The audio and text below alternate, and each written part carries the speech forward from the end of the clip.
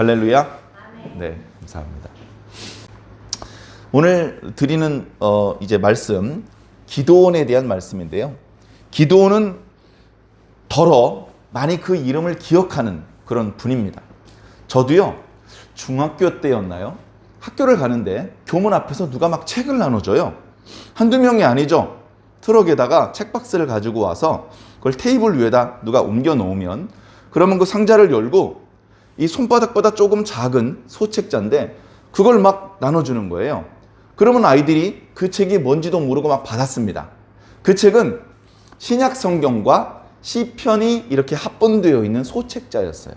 쉽게 말하면 성경책이죠. 성경 말씀. 그것을 이렇게 사람들에게 나누어 주는 사람들이 그 성경책에다가 기드온이라는 이름을 썼어요. 기드온. 그래서 교도소에도 그걸 나눠주고요. 그 다음에 군부대에도 나눠줍니다. 저는 군부대에서도 그걸 받은 기억이 납니다. 그래서 성경책을 준비하지 못하고 들어갔죠. 군부대 들어갈 때 성경책 가지고 들어가는 건 아니니까. 그런데 거기서 나눠준 성경책을 틈틈이 읽으면서 위로를 받았던 기억이 납니다. 그러면서 그분들은 우리가 이제 기독교 성소 공회 뭐 이런 이름을 붙여가지고, 과거의 기드온은 하나님의 용맹한 사사로서 칼을 들고 나가서 미디안 군사들을 쳐부쉈지만 오늘날은 영적인 싸움이다. 그렇기 때문에 영적으로 싸워서 이겨야 된다. 그렇기 때문에 우리는 정말로 쇠로 만들어진 칼을 만들고 그걸 사람들한테 다 나눠주는 것이 아니다. 그건 오히려 위험하고 불법적인 일이 될 수 있겠죠. 그래서 그렇게 하지 않고 하나님의 말씀을 소책자로 담아서, 그러니까 기도하면서 후원을 받고 그걸 가지고 소책자를 만들어서 여기 예수님의 복음을 담는 것이죠. 그래서 그걸 돈을 받지 않고 막 나눠줍니다. 나눠주면 어떤 사람은 그걸 성의 있게 읽지 않는 사람도 있을지 몰라요. 또 어떤 사람은 글씨가 너무 작다고 읽기 불편하다고 생각하는 사람들도 있을지 모릅니다. 그러나 어떤 사람은 그걸 읽겠죠. 이미 예수님을 영접한 사람들이 그 소책자에 들어있는 말씀을 읽으면서 위로받고 용기를 얻고 하나님의 백성으로서의 순결을 유지하는 것도 보람있는 일이고, 그리고 아직 예수님을 몰랐던 사람들이 그 말씀을 읽으면서 예수님께 대하여 알게 되고, 그리고 예수님께 대하여, 하나님께 대하여, 기독교에 대하여 궁금증을 가지다가 예수님을 잘 믿는 친구를 통해서 또는 여러 가지 종교 활동을 통해서 예수님을 영접하게 된다면 그보다 더 큰 열매, 그보다 더 큰 기쁨과 보람은 없겠죠. 그런 바람으로 그렇게 성경책을 나누어주는 그런 운동을 벌이는 분들도 있었습니다. 사랑하는 성도 여러분, 우리 영적으로 무장해야 됩니다. 이 하나님의 전신갑주를 취하라는 에베소서 6장의 말씀을 자세히 살펴보면요, 별로 분량이 길지 않으니까요, 자세히 살펴볼 수 있거든요. 거기에 보면요, 전부 다 방어예요. 방어. 가슴, 흉배, 띠, 방패, 전부 다 방어하는 거예요. 방어, 투구, 신발. 근데 공격하는 게 딱 하나 있어요. 공격하는 건 칼이에요. 칼.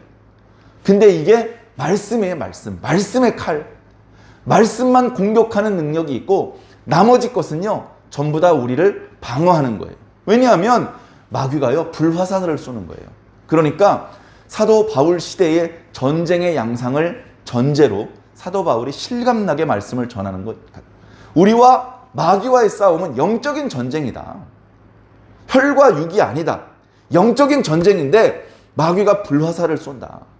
거기에 맞으면 믿음 다 잃어버리고 죽는다. 천국 백성 못 되고 지옥 백성 된다. 그러면 안 되기 때문에 우리는 하나님의 전신갑주를 입어야 된다. 그래서 전신갑주를 입는데 방패도 있어야 되고 투구도 있어야 되고 갑옷도 있어야 됩니다. 그런데 딱 하나 공격무리가 성령의 검이에요. 말씀의 검입니다. 말씀의 검. 마귀가요, 지금도 하나님의 백성을 향하여 불화살을 날립니다. 왜냐하면 이미 온 세상이 마귀의 수중에 떨어졌어요. 온 세상이 마귀가 맘대로 조종할 수 있는, 마귀가 맘대로 컨트롤할 수 있는 마귀의 수하가 됐어요. 마귀의 말을 듣지 않는 존재는 하나님의 백성밖에 없습니다. 마귀의 말을 듣지 않고 예수님의 말씀만을 따라가는 사람들이 있어요. 하나님의 백성들이죠. 교회 다니는 성도들입니다. 그러니까요, 아군을 향해서 화살을 쏠 필요가 있습니까? 이미 다 자기 편인데? 자기 편이 아닌 자신을 대적하는, 마귀를 대적하는 하나님의 백성들을 향하여 불화살을 쏩니다. 정말로 화살촉 끝에 불을 붙여가지고 쏜다는 말씀이 아니고요. 마귀는 오늘날 하나님의 백성들을 무엇으로 공격하냐면요, 거짓말로 공격합니다. 거짓말로 공격합니다. 그 거짓말이라고 하는 마귀의 화살에 팍 박히면요, 믿음 다 까먹습니다. 하나님의 말씀을 깡그리 부정하고 불신하게 되고요, 마귀의 말을 따라가게 됩니다. 그렇게 안 되려면 갑옷을 입고 방패로 막아야 되는 것이죠. 생각해보면 에덴 동산에서 마귀가 어떻게 사람을 공격했습니까? 칼을 들고 찌르려고 그랬습니까? 아니면 멀리 숨어가지고 화살로 사람을 겨냥했습니까? 아니요. 거짓말을 들고 나왔습니다. 마귀가 뭐라고 말했는지 잘 기억을 더듬어 보십시오. 야, 그거 먹으면 어떻게 된다고 그러시던 하나님께서는 이거 먹으면 너 죽을지도 몰라 라고 그러시던데, 마귀가 뭐라 그랬죠? 아니야, 죽지 않아. 그것을 먹으면 오히려 네 눈이 밝아져서 네가 하나님처럼 돼 라고 말을 했습니다. 그러니까 하나님은 정령 죽으리라고 말씀하셨고, 마귀는 죽지 않는다 라고 말을 했죠. 둘 중에 하나는 거짓말이잖아요. 둘 다 참말일 수는 없잖아요. 아무 대비가 없었던 하와는 그 마귀의 말에, 그 거짓말이라고 하는 화살에 찔려서 하나님의 말씀을 다 잃어버리고 하나님께서 먹지 말라고 금지하셨던 그 나무의 열매를 따서 먹었습니다. 먹어서 피를 토하면서 고통 가운데 비명을 지르면서 죽었습니까? 그 열매를 먹으니까요, 눈이 밝아졌어요. 그러니까 어떻습니까? 하나님이 거짓말장애 같고 마귀가 바른 말을 한 것 같아요. 그걸 먹었는데도 안 죽었고 눈이 정말로 밝아져서 자기가 벗은 상태라는 것을 깨닫게 되었습니다. 남편도 주워서 먹게 했습니다. 남편도 안 죽어요. 정령 죽는다는 하나님의 말씀은 어디 갔고, 마귀의 말처럼 안 죽습니다. 안 죽고 눈이 밝아져 버려요. 이게 어떻게 된 일입니까? 여러분, 거짓말이 뭡니까? 참말같이 들리는 게 그게 거짓말입니다. 진짜 참말은 오히려 믿기가 어려워요. 그래서요, 말세가 될수록, 오늘 우리들이 살고 있는 시대가 말세잖아요. 진리와 거짓을 구별하기 어려운 시대입니다. 진리와 거짓을 구별하기 어려운 시대. 절대적인 진리를 부정하는 시대. 모든 건 상대적이다라고 힘주어 외치는 시대. 그런 시대를 우리가 살고 있어요.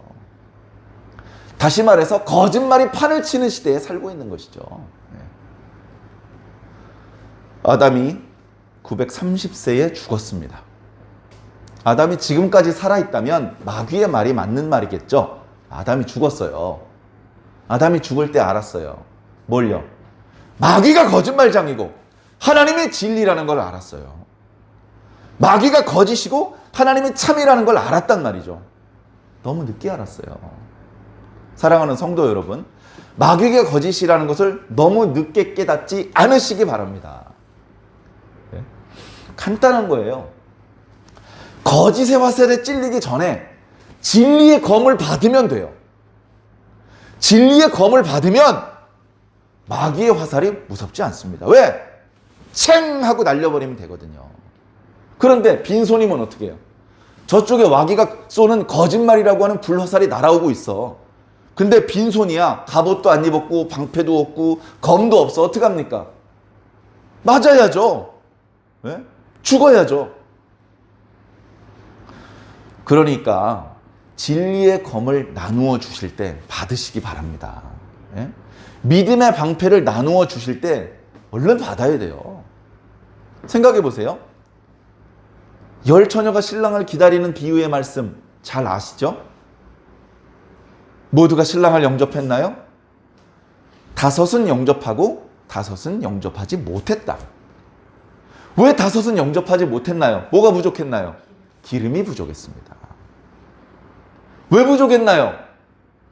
예수님의 말씀, 그 비유 속에는 거기까지는 말씀이 없으셔요. 그러나 우리가 믿음의 눈으로, 그리고 그 비유가 결국 우리 신앙인들을 위해서 주시는 교훈의 말씀이기 때문에 우리는 생각해 볼 수 있습니다. 이 기름은 파는 자들한테서 사는 것은 하나님께서 기쁘게 여기지 않아요. 신랑을 기쁘시게 할 수가 없어요. 기름은 줄 때 받아야 됩니다. 기름은 줄 때 받아야 돼요. 줄 때 기름을 다 받았으면 신랑이 오실 때에 등불이 꺼져갈 리가 없습니다. 등불이 혹시 꺼져가려고 하면 보충할 수 있는 기름이 충분히 있게 됩니다. 언제 받으면? 기름을 주실 때 받으면. 근데 주실 때 안 받으면 어떻게 돼요? 등불이 꺼져가는 거예요.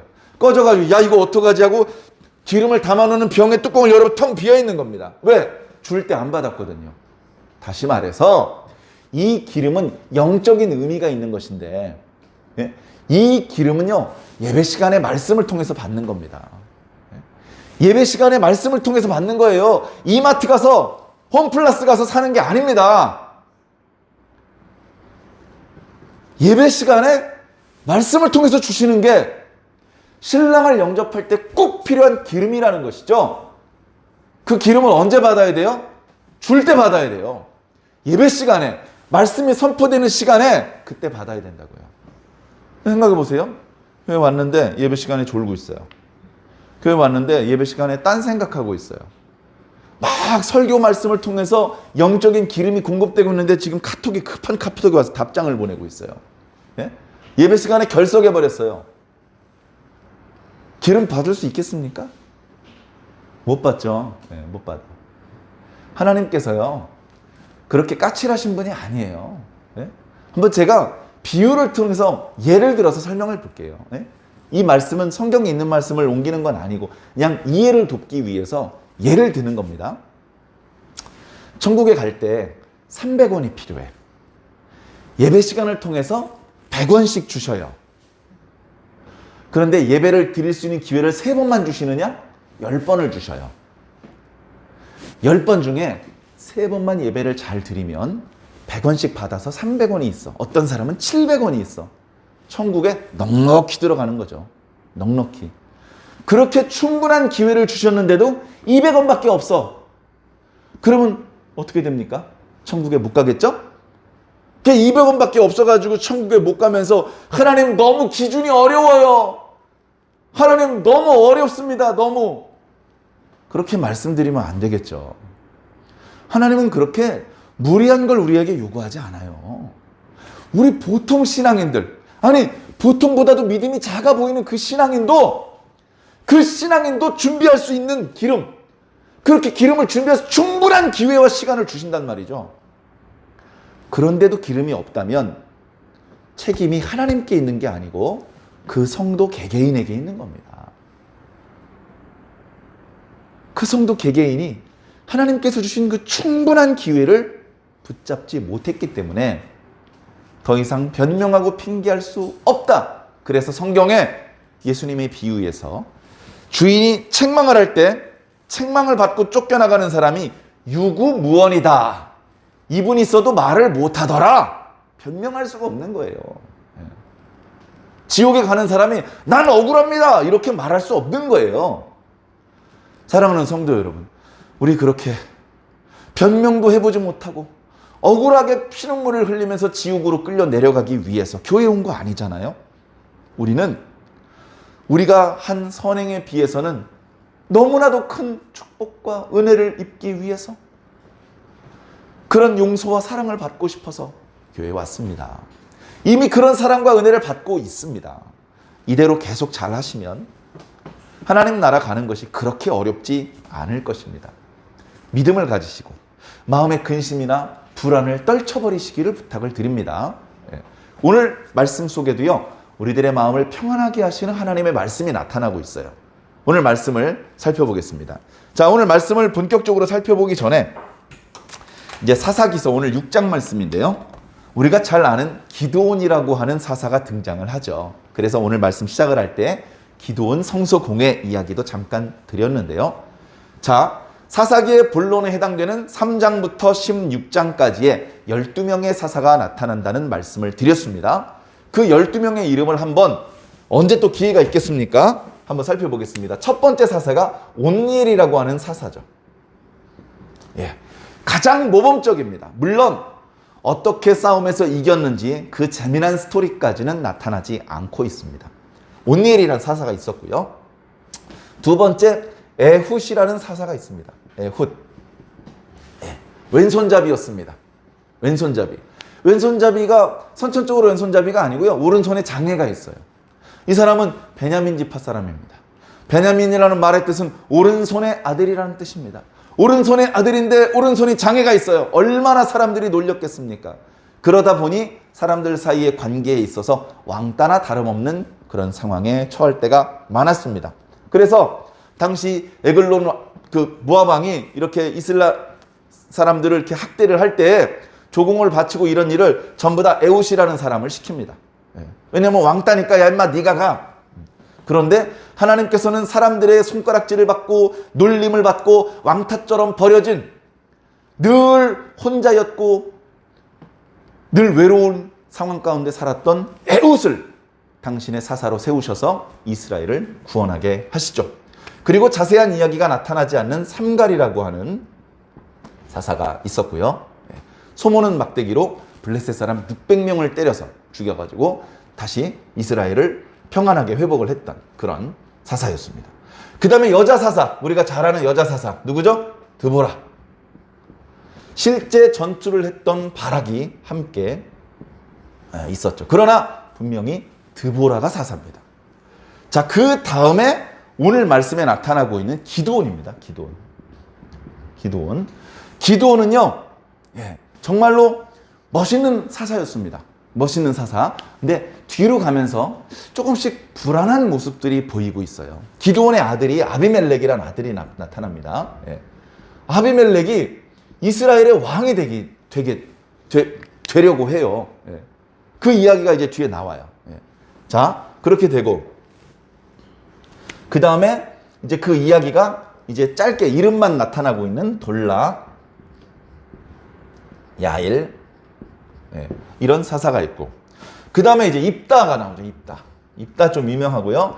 그 다음에 입산과 엘론이라고 하는 조금 이름이 이제 유명하지 않은, 그래서 성경에 보면 이름만 거론되다시피 하고 별다른 얘기가 안 와요. 압돈이라는 사사가 있고요. 그리고 마지막에 잘 아는 삼손이라고 하는 사사가 있죠. 그래서 온니엘 하나, 둘, 셋, 넷, 다섯, 여섯, 일곱, 여덟, 아홉, 열, 열하나, 12명의 사사가 나타납니다. 자, 그래서 이 오른쪽에 삼갈이라든가 돌라, 야일, 입산, 엘론, 압돈, 이 사사들을 성경에서 소개할 때는요, 자세하게 이 사사는 어느 지파 사람이고 이때는 어느 쪽 이방 족속이 이스라엘을 괴롭혔고 어떤 작전을 펼쳐가지고 싸워서 승리했는지 그런 이야기가 안 나와요. 그냥 이런 사사가 있었다라고만 나오고, 그래도 온니엘, 그 다음에 에훗, 드보라, 기드온, 입다, 삼손의 이야기가 좀 자세하게 나오죠. 자세하게. 자, 그런데 지난주에 이 사사 시대에는요, 악순환이 자꾸 반복되었다라는 말씀을 드렸어요. 모든 슬픔의 시작은요, 이스라엘 백성들이 하나님 앞에 범죄한 것입니다. 범죄의 내용은 뭡니까? 이방 족속들을 쫓아내야 되는데 쫓아내지 않고 섞여 사는 겁니다. 섞여 살면서 하나님께서 싫어하시는 가나안 사람들의 가증한 문화가 하나님의 백성들한테 자꾸 오르는 겁니다. 그 더러움이 오염돼가지고 이스라엘 백성들조차 영적으로 더러운 지경에 떨어질 수밖에 없게 되었죠.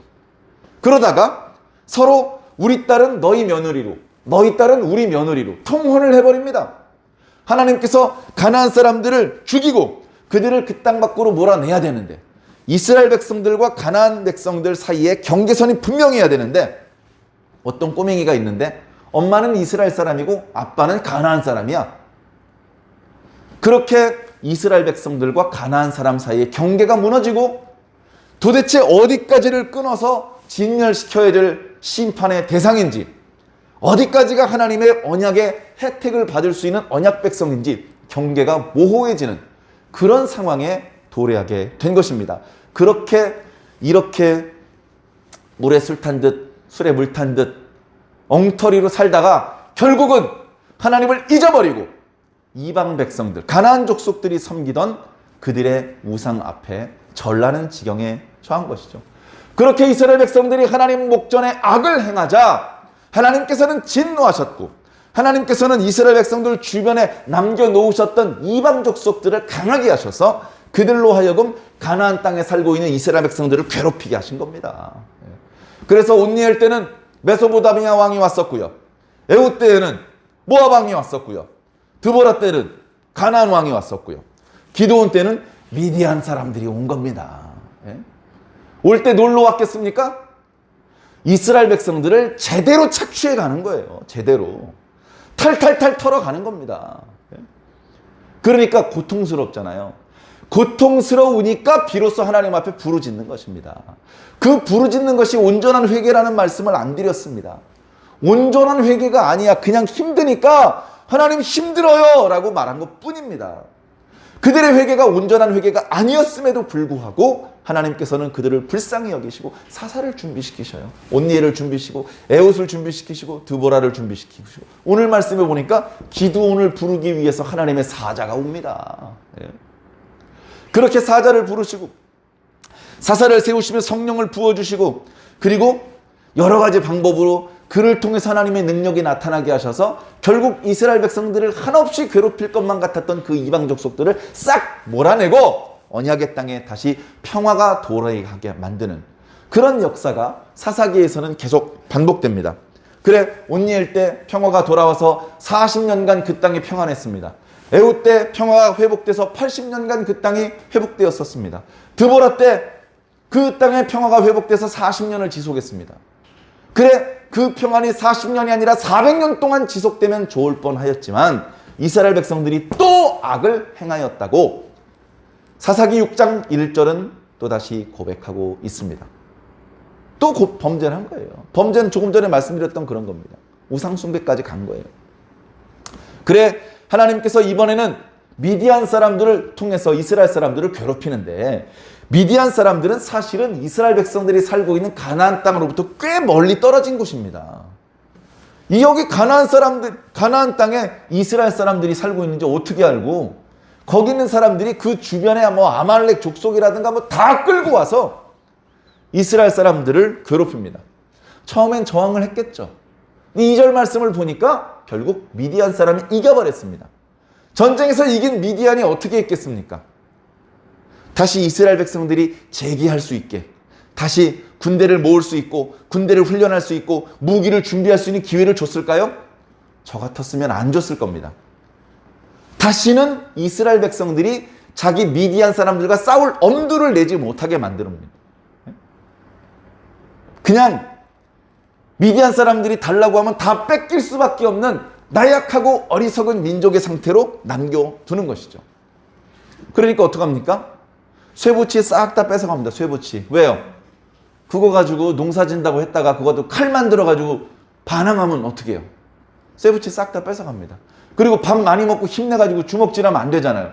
양식 싹 뺏어갑니다. 가축들 싹 다 뺏어갑니다. 그렇게 해서 이스라엘 사람들이 다시는 미디안 사람들을 향해서 대적하지 못하게 만드는 겁니다. 그리고서는 끝없이 수탈을 해요. 수탈할 거리가 있을 때는요, 약대떼를 타고 끝없이 약탈자들이 몰려온다고 기록하고 있어요. 네? 쉽게 말하면 이런 겁니다. 좀 이렇게 농사 지어가지고 이제 추수할 때가 되면 산적들이 트럭을 몰고 오는 거예요. 트럭을. 우리가 추수한 거 다 실어 가려고. 네?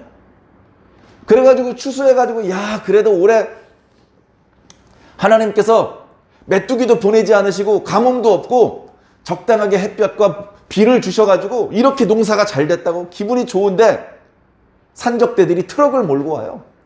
그래가지고 아무 잘못도 없는 이스라엘 사람들 막 때리고, 그리고 그 곡식을 싹 다 트럭에 싣고 가버립니다. 그래, 미디안 사람들이 양식들과 가축들을 싹 다 싣고 가버리고 남아있는 사람들이 뭐 했겠습니까? 남아있는 사람들이 한참 얻어맞다가 정신을 차려보니까 얼굴이 퉁퉁 부어가지고 눈이 잘 안 떠져요. 옆에 있는 친구를 보니까 코피를 흘리고 있어요. 여기저기서 아이고 멍이 들어가지고 먹을 만한 건 다 없어졌어요. 반항하던 사람들 집은 불타고 있어요. 너무너무 심해서 이스라엘 백성들의 궁핍이 너무너무나 심각한 지경에 빠졌더라라고 성경이 보고하고 있습니다. 너무너무 힘드니까 이제서야 하나님 앞에 부르짖습니다. 미디안 사람들이 7년을 그렇게 학대하자, 야, 더 이상 못 견디겠다, 하나님 못 견디겠습니다.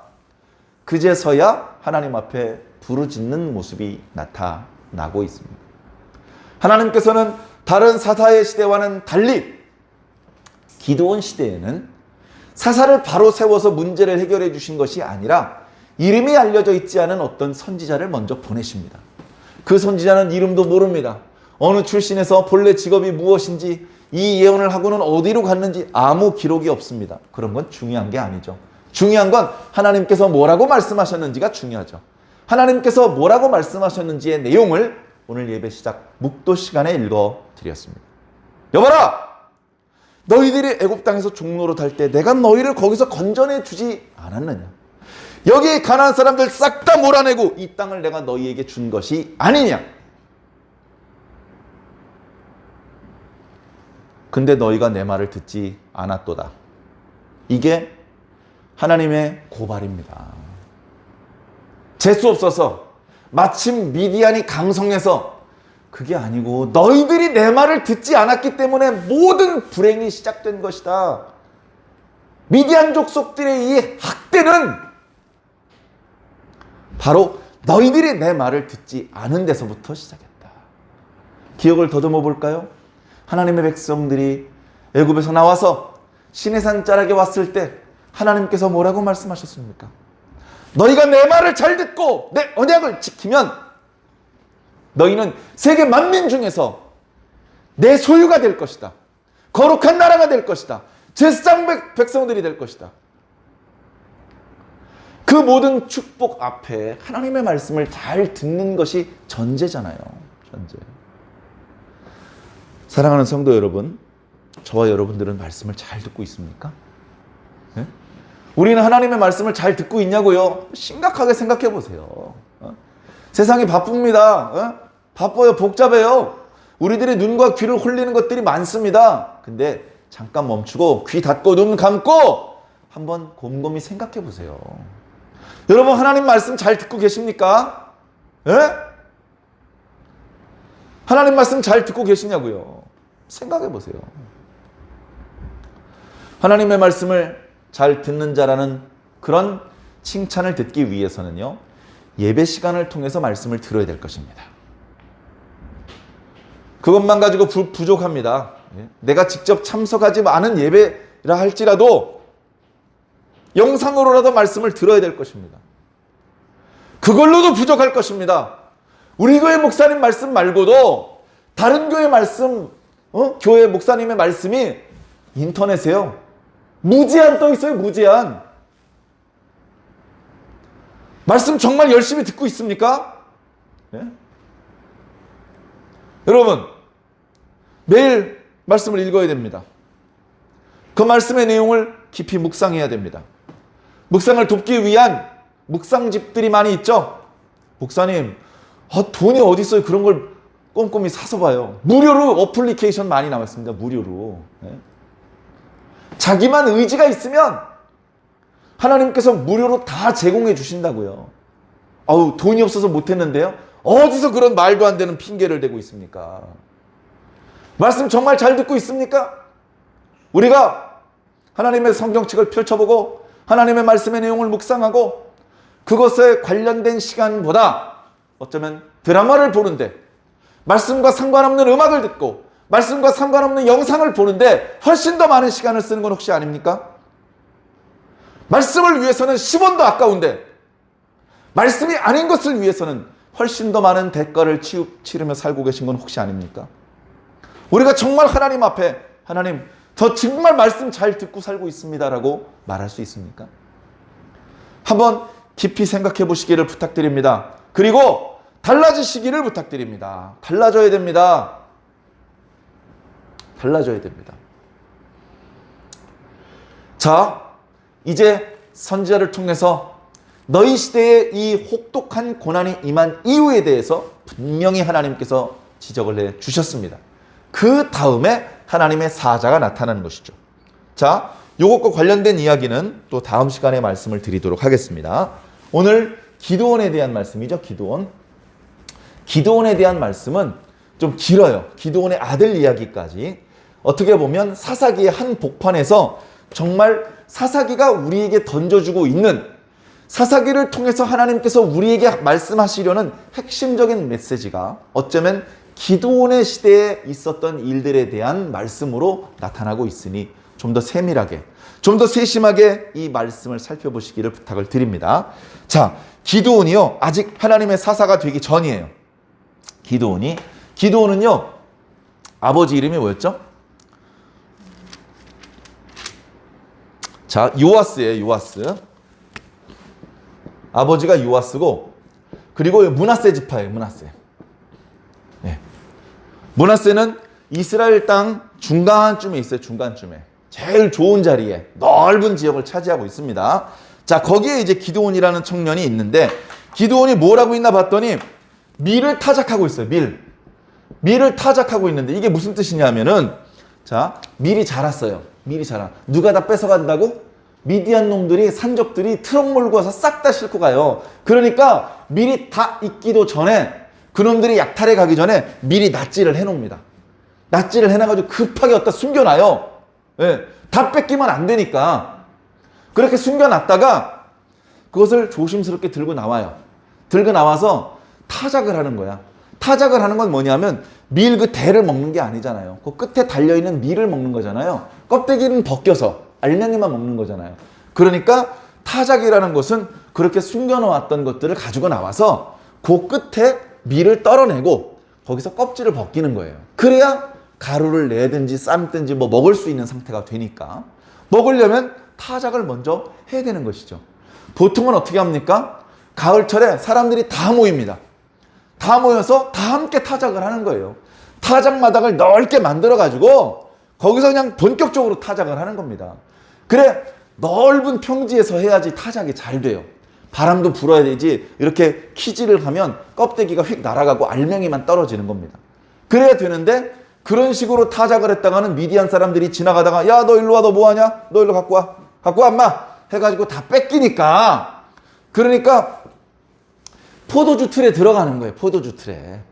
여기 큰 포도주 틀에 들어가서 여기서 타작을 하는 겁니다. 그러면 밖에 있는 미디안 병사들이 안 보이니까 몰래 숨어서 소리를 죽여서 숨 죽여서 막 힘이 들어도 이 숨소리를 참아가면서 여기서 타작을 하는 겁니다.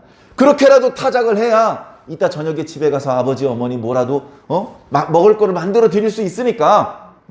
그렇게 타작을 하는 모습을 보아서 뭔가 이 집안에서 그래도 생각이 있고, 그래도 용감하고, 그래도 뭔가 책임감이 있는 그런 아들인 것 같고, 그런가 하면 대놓고 넓은 타작마당에서 타작하지 못하고 요 포도주 틀에 숨어서 타작을 하는 걸 보면 이 시대 자체가 너무나 암울하구나 라는 것을, 그리고 이 기드온 너도 그렇게 용맹스러운 사람은 아니구나, 너도 역시 겁쟁이일 뿐이구나 라는 것들을 우리가 여러 가지를 생각해 볼 수 있겠죠.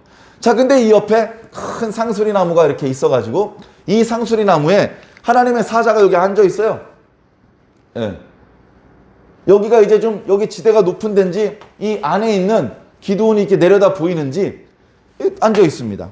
오늘 말씀에 보면 하나님의 사자가 나타났다. 하나님의 사자 하면 그냥 이해하기 쉽게 설명을 드리겠습니다. 겉으로 보이는 모습은 평범한 우리 인간의 모습이에요. 그런데 하나님께서 보내신 천사입니다. 그죠? 그러니까 우리 옆에 지나다니는 평범한 인간들이 많잖아요. 근데 그 중에 어떤 사람은 그냥 평범한 인간이 아니고 천사인 것이죠. 문제는 뭐죠? 어느 놈이 평범한 인간이고 어느 놈이 천사인지 우리가 모르는 거예요. 영적으로 깨어있는 사람은 알아보기도 합니다. 성경에 누가 알아본 사람이 있었어요? 우리가 잘 아는 아브라함. 딱 보니까 그냥 평범한 사람이 아니야. 그래가지고 옷자락을 잡아당깁니다. 놓으세요. 우리 바쁩니다. 왜 그러세요? 빨리 들어오세요. 하면서 옷자락을 잡아당겨서 강제로 자기 장막에 손님을 들이고서 기어이 복을 받아내잖아요. 그분이 그냥 사람이 아니고 하나님의 사자라는 것을 알면 그렇게 지나가는 복도 잡아당겨서 받을 수 있습니다. 그런데 오늘 말씀을 보면요, 이 상수리 나무 아래 앉아있는 이 하나님의 사자를 이 기드온이 처음부터 알아본 건 아닌 것 같아요. 처음엔 그냥 지나가는 어떤 사람이라고만 생각을 한 것 같아요. 자, 그런 배경을 깔고 오늘 이 하나님의 사자와 기드온 사이의 대화를 한번 들어보시기 바랍니다. 하나님의 사자가 먼저 말을 엽니다. 큰 용사여, 하나님께서 너와 함께 하시도다 라고 말을 합니다.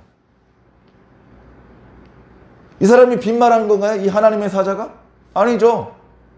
하나님께서 기드온을 큰 용사로 쓰실 거예요. 그리고요, 하나님 없이 스스로 강할 수 있나요? 하나님이 함께 해주셔야 강한 겁니다. 그래서 너는 하나님께서 함께 하실 사람이기 때문에 큰 용사가 될 것이다. 이런 예언적인 축복의 선언을 한 거예요. 그런데 그런 선언을 들은 이 기드온은 그렇게 신나지 않습니다. 그 말이 별로 반갑지 않습니다. 그렇게 말씀하시는 하나님의 사자에 대하여서 기드온이 길게 대답을 하는데요. 이 기드온의 말을 잘 들어보면요, 감사가 없어요. 그리고 희망도 엿보이지 않습니다. 오히려 거꾸로예요. 비웃음, 말도 안 되는 소리 하고 있네. 아저씨, 모르면 그냥 가만히나 계세요. 속상해 죽겠는데 진짜. 이렇게 뭔가 속상함, 심지어 울분이 묻어 있습니다. 울분. 뭐라고 말합니까? 네? 뭐라고요? 하나님께서 함께하는 사람이라고요? 에이, 정말. 하나님이 우리랑 함께 하신다면 지금 이게 말이 됩니까? 지금 제가 숨어서 여기서 타작을 하고, 우리가 7년째 약탈을 당하고, 우리가 여호수아 때 분배받았던 저 산과 들을 버리고 저 성읍을 버리고 산속에 들어가서 산다는 게 말이 됩니까? 하나님이 우리와 함께 하시는데 이게 말이 됩니까? 아저씨, 잘 모르시나 본데요, 하나님이 우리 민족을 버리셨어요. 하나님이 우리 민족을 미디안 사람들한테 파셨단 말이에요. 하면서 눈물을 삭히고 있는 거예요. 여러분들은 이렇게 하나님 앞에 대들다시피, 원망하다시피 이렇게 말할 적은 없습니까? 하나님, 제가 지금 공부를 벌써 몇 년째 하는데 자꾸 떨어집니까? 하나님, 제가 지금 몇 년째 운동을 하고 있는데 메달을 못 땁니까? 제가 몇 년째 이 사업을 위해서 헌신을 하고 있는데 길을 안 열어주시는 겁니까? 하나님, 교회 개척한 지 6년이 넘었어요. 왜 전도의 문을 열어주지 않는 겁니까? 혹시 여러분들은 하나님께 그렇게 항변하고 계시지는 않습니까? 하나님께서요, 야단치지 않으셔요. 하나님께서 야단치지 않으셔요. 하나님의 사자를 통해서 하나님께서 뭐라고 말씀하셨습니까? 그래, 안다. 그래, 안다. 그러니까 내가 너를 보내는 것이 아니냐. 네가 가서 이 미디안 사람들을 무찌러 가라. 그렇게 말씀을 합니다. 그랬더니 뭐랍니까? 저는요, 저희 문하세 지파 중에서도요, 제일 이름 없는 가문이에요. 저희 집은. 거기다가 저희 아버지 밑에 아들들 중에서도요, 제가 제일 말째입니다. 그럼 제가 뭘 할 수 있겠습니까? 예. 사회적인 배경은요, 뭐 조그만 일도 나서서 할 만한 일이 못 돼요. 이런 사람은 주로 뭘 하냐면요, 형들을 위해서 심부름하는 겁니다. 예? 요셉이 형들 양치로 나뉘니까 도시락 싸가지고 돌아다니면서 아버지 심부름했잖아요. 예? 그런 거 하는 거예요. 나서서 자기의 이름을 드러내면서 뭔가 위대한 일을 할 그럴 위치는 아닌 것이죠. 그러나 하나님께서는 그 사람의 배경을 가지고 일하는 게 아닙니다. 그 사람의 배경과 무관하게 하나님의 이름과 능력으로 충분히 일을 하실 수 있는 것이죠. 하나님께서 너와 함께 하시면 충분히 할 수 있다. 기드온이 이제 이야기를 합니다. 그러시다면, 그런 거라면 지금 저와 함께 이야기를 하는 당신이 그냥 지나가는 아저씨가 아니라 하나님의 사자라는 것을 제가 어떻게 알 수 있겠습니까? 제가 부탁인데 잠깐만 이 자리에 계셔 주십시오. 잠깐만 이 자리에서 제가 잠깐 어디를 좀 갔다 올 테니까 기다려 주십시오. 그랬더니 내가 떠나지 않고 여기서 널 기다리겠다. 그렇게 말씀을 하시는 거예요. 그래서 기드온이 어쨌든 이 하나님의 사자의 이야기를 들으면서 조금씩 믿음이 생겼고 저 사람이 그냥 지나가는 아저씨가 아니라 하나님의 사자일지도 모른다는 믿음이 생겼어요. 그래서 돌아가서 예물을 준비합니다. 예물이라는 것은요, 인간이 하나님을 만날 때 갖추는 예의예요. 예물. 그래서 뭘 준비하냐 봤더니요, 염소 새끼 한 마리 준비하고요. 그 다음에 고기를 조금 준비합니다. 그 다음에 이제 그 밀가루를 가지고 떡을 하나 만들어요. 그리고서 국을 양푼에 담아가지고 옵니다. 생각을 해보면요, 지금 미디안 사람이 악착같이 다 이 착취를 해가는 상황 속에서 이 밀가루, 이렇게 숨어서 타작한 밀로 만든 그 밀가루, 그걸로 만든 떡이에요. 그리고 가축을 싹 다 가지고 데리고 가버리는데 염소 한 마리, 너무나 귀중한 겁니다. 그러니까 사실은 하나님 앞에, 하나님의 사자 앞에 예물로 자기가 가진 걸 다 드리는 거예요. 그래서 그것을 준비하는데도 시간이 꽤 걸렸을 텐데 그걸 준비해가지고 소쿠리에 양푼에 들고 이렇게 가는데 아직도 하나님의 사자가 상수리 나무 아래 있는 거예요. 저쪽에 앉아있는 하나님의 사자가 이제 기드온이 뭘 들고 온지 보이니까 여기 옆에 반석이 있으니까 여기 옆에 반석에 고기를 놓고 떡을 놓아라. 그리고 국을 부어가지고 여기다 이렇게 흥건하게 부어라. 시키는 대로 했습니다. 시키는 대로 했더니 이 하나님의 사자가 가지고 있던 지팡이 끝을 그 떡과 고기에다 살짝 댔더니 이 바위에서 불이 났어요. 그래서 이 위에 올려놨던 것들을 다 태웠어요. 생각을 해보면 어떻습니까? 바위가 타는 걸까요? 안 타는 걸까요? 바위는 불에 안 타는 겁니다. 혹시 불에 타는 재료를 하더라도 국을 흥건히 들이부었으면 안 타야 돼요. 근데 탔어요. 어떻게 이게 탈 수 있었죠? 마술인가요? 하나님의 능력이죠. 하나님의 능력입니다. 다시 말해서 기드온이 준비해 놓은 예물을 하나님께서 기쁘게 받으셨다는 뜻이에요. 그렇게 펑 하더니 거기 반석 위에 올려놨던 재물들이 다 탔고 조금 전까지 자신과 이야기하던 하나님의 사자는 보이지 않게 됐어요. 그때 기드온이 확실히 알았습니다. 아! 조금 전부터 나와 이야기를 하던 그 아저씨는 그냥 아저씨가 아니라 하나님께서 나에게 보낸 사자였구나 하면서 갑자기 근심이 쑥 밀려오는 게 하나님의 사자를 대면에서 보면 죽는다라는 그런 소문이 이스라엘 사람들 사이에 내려왔거든요. 왜냐하면 예전부터 하나님의 얼굴을 직접 본 사람이 없어요. 그리고 구전이지만 죄를 가진 상태에서 거룩하신 하나님을 직접 보면 죽을 수밖에 없다는 이야기가 이스라엘 민족들 사이에 대대로 내려오고 있었는데 그걸 알고 있던 기드온이 아이고 큰일 났네. 하나님의 사자를 대면에서 봤네. 이거 큰일 났다. 이거 큰일 났다. 조금 전에 그 하나님의 사자를 통해서 해주셨던 말씀, 그게 중요한데 아이다 다 죽게 생겼네. 이러고 있으니까 하나님의 사자는 떠났음에도 불구하고 음성으로 하나님께서 말씀을 하십니다. 9절에 두려워하지 마라. 넌 죽지 않을 것이니 안심하라. 그렇게 말씀하시자 기드온이 조금 전에 그 고기와 떡이 불탔던 그 반석 주변에 돌을 이렇게 모아서 제대로 제단을 쌓고 여기서 아까 가지고 왔던 염소 새끼를 올려서 하나님 앞에 제사를 드립니다. 그러면서 이 제단을 여호와 샬롬이라고 이름을 붙이게 되는 것이죠. 그래서요, 여호와 샬롬, 뭐 노래도 짓고요, 뭐 우리 너무 좋아하는 말씀입니다. 하나님은 평화를 주시는 분이다. 그죠? 죽을 것 같았던 기드온의 마음에 평안을 주고 안심을 주셔서 죽지 않을 수 있겠구나. 이 하나님의 사자를 내가 만나게 된 것은 나를 죽이려고 하나님께서 보내신 것이 아니고 나를 통해서 하실 일이 무엇인지 깨닫게 해주시기 위해서 하나님의 사자를 보내신 것이구나. 중요한 것은 그분을 통해서 주셨던 하나님의 말씀이 중요한 거구나. 그런 것들을 이제 깨닫게 되는 것이죠. 네? 기드온이요, 처음부터 위대한 용사가 아니었습니다. 그저 평범한 사람이었어요. 기드온의 말처럼 평범하지도 못한 중간보다 못 미치는 사람이었는지도 모릅니다. 그러나 하나님은 상관없습니다. 넌 큰 용사야.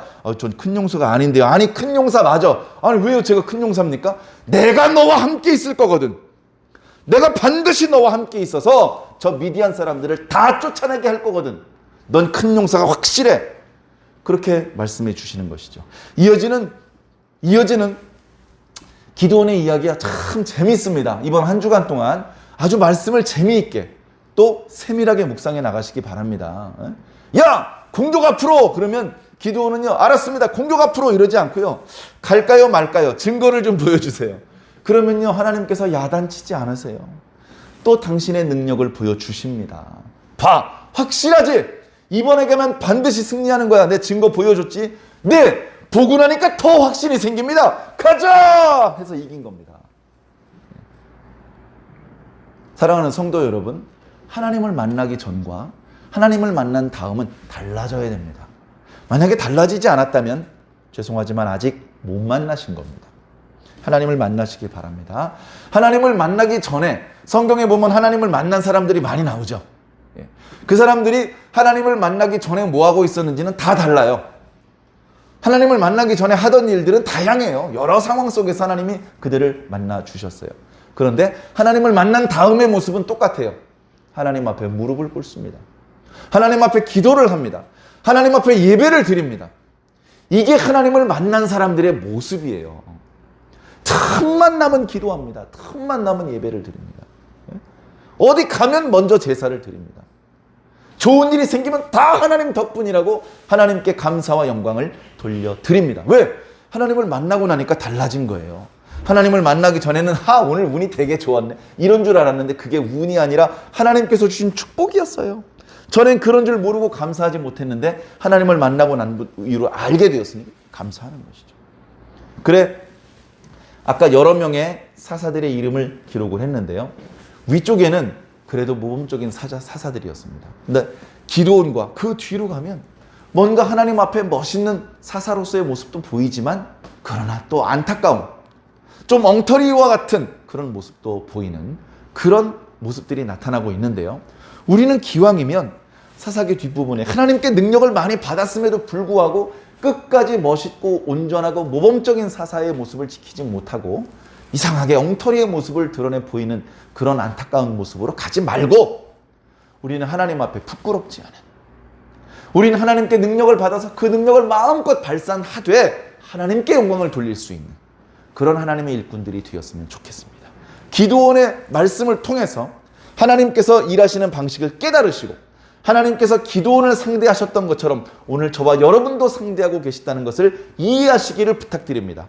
기드온을 만나기 위해서 하나님의 사자를 보내셨던 것처럼 여러분들에게는 저를 보내셨고 또 저와 여러분들을 위해서 하나님께서 끊임없이 하늘로부터 이 땅에 당신의 영들을 보내고 계시다는 것을 깨달으시고 깨어있으시면서 하나님과 온전한 의사소통을 하시고 자신의 임의대로 사는 것이 아니라 하나님의 뜻대로 행하셔서 늘 좋은 열매를 맺는 저 여러분들이 꼭 되기를 주님 이름으로 간절히 축원합니다.